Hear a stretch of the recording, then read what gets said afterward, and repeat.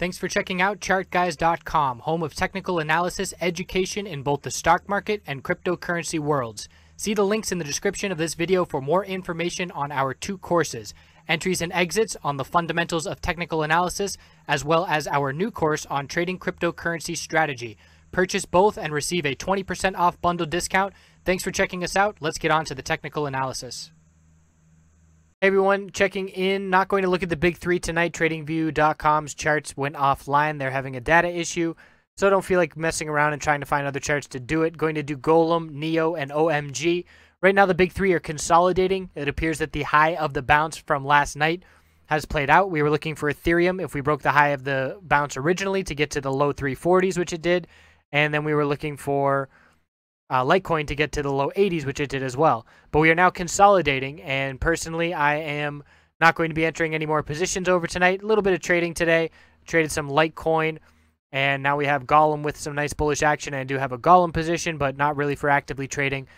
So let's check in here. There's some news to keep an eye on, and as you know, I'm very active in the stock world, and I'm loving the potential integration between these crypto and stock market worlds. So watching news like this where the lawyer from Ropes and Gray, and Ropes and Gray is who represented the Winklevoss twins with their bid for the Bitcoin ETF, which was rejected, but she is now heading up the SEC Division of Investment Management, which regulates mutual funds and exchange-traded funds. So essentially this is good news because she's very familiar with cryptocurrencies, having represented them, and this is definitely something that could play out in the future in terms of adoption. Because if you've been watching this channel, you know that I am very excited for the first ETF, because the first ETF that gets announced, in my opinion, go all in on that cryptocurrency as soon as you hear that news and hold it for a while. We're going to see this break out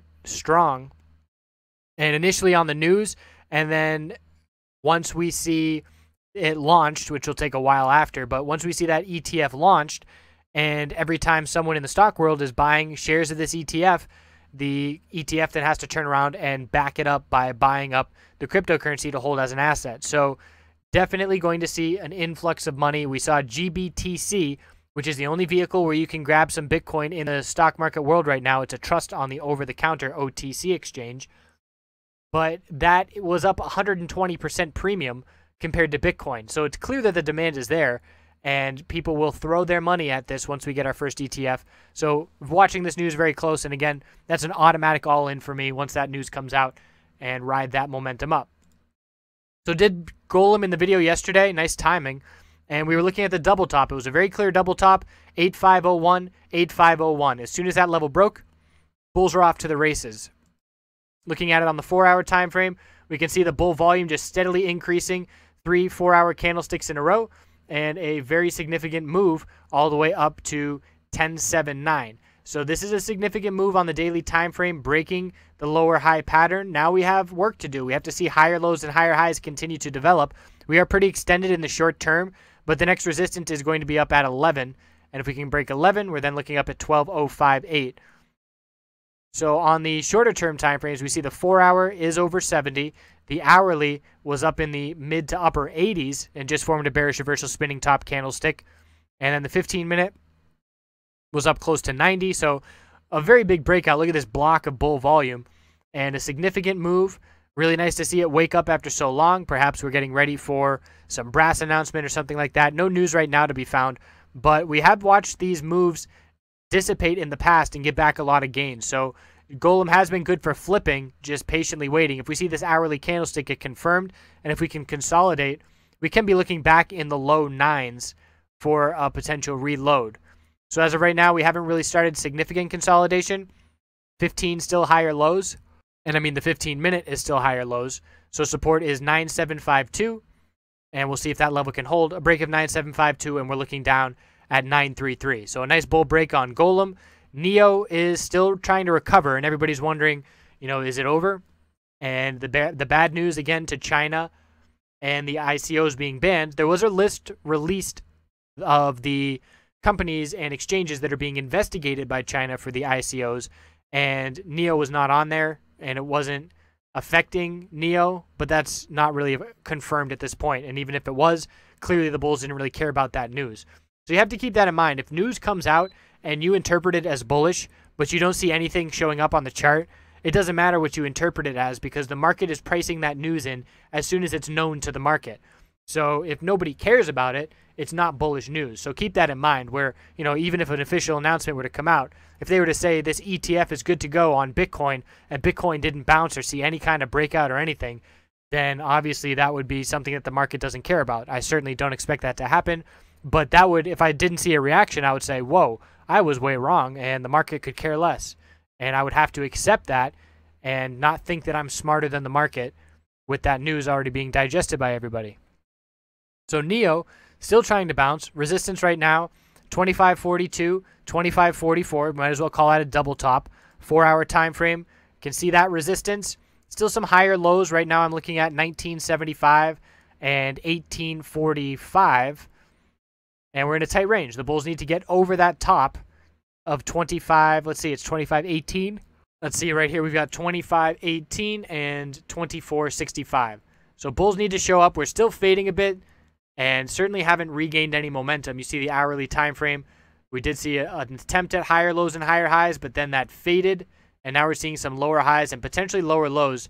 If we do break this 1990 level, the bears will be back in control. So we have to still be cautious. But looking on the weekly time frame of where we are coming from, we had one huge bull breakout week to all-time highs, where Neo is the next, you know, whatever. Next ETH, everybody was in and talking about how Neo's going to 100. Never want to buy into that hype. Always want to protect your profit, because people gave back, at this point, about 60%. So what my point is with a huge one bull week, a month of consolidation, we haven't even given back that bull week. So this is not a disaster from a chart perspective. The chart is not broken. We are still in an uptrend longer term, where we have these clear higher lows, and we shot up in such a fast move in such a short amount of time, and now here we are trying to recover and establish a higher low. The point is, it's not game over for Neo. The chart is not telling us that, and just still waiting to be confident that a bottom is in, and it's not in yet. And once we get a break of this little double top, we'll be a lot more confident. OMG on the daily time frame, forming an equilibrium pattern. All-time high, bearish reversal, shooting star with an upper wick showing profit taking. Consolidation for 3 days. Bulls buying the dip off of support. And then we have a lower high forming now. So a double top the past 2 days, 1190, 1189. But again, that's just because the candlestick rolls over, so it's at the same level once it does start trading a new candlestick. Either way, resistance is 1267. Support is 733. New resistance is 1190. And we'll be looking for the bulls to potentially pull back somewhere around the low $9 range to form a higher low and see this pattern continue to tighten. So the 4-hour time frame, bearish reversal candlestick, pullback coming, and short-term support is 1030. And if we break 1030, then we do know that that daily equilibrium pattern is a lot more likely than not to form.